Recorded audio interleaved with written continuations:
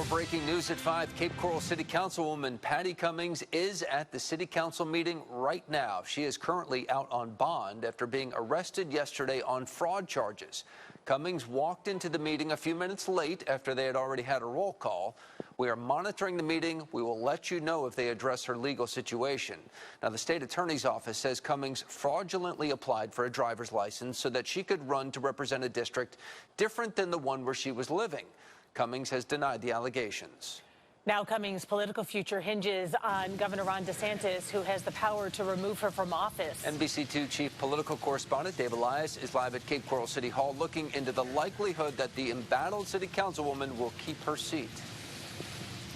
Well, I did reach out to the governor's office today to see if there are plans to remove Cummings from office. The governor's office has not returned any of my phone calls. Now, sources close to this investigation are telling me that it is possible, but when the governor would do this still remains uncertain tonight. But one thing is for certain: if Cummings is removed, it won't be the first time that a council member has been removed by a governor facing felony charges.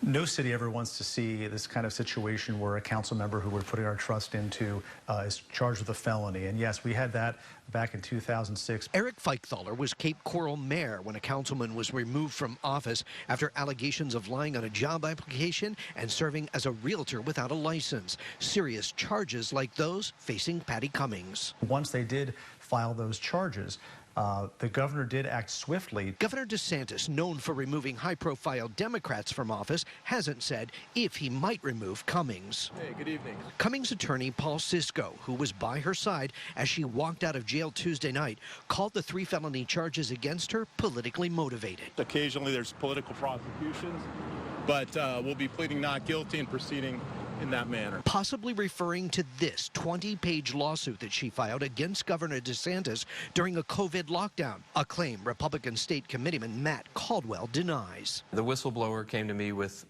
their complaint because of my previous history as a legislator, my responsibility as the state committeeman here locally for the Republican Party. The whistleblower herself, Julia Bartlett, agrees, also denying politics. If people look at the evidence and read the reports, they'll know that this was perfectly researched. State Attorney Amira Fox's office ultimately filing 3 felony charges against Cummings.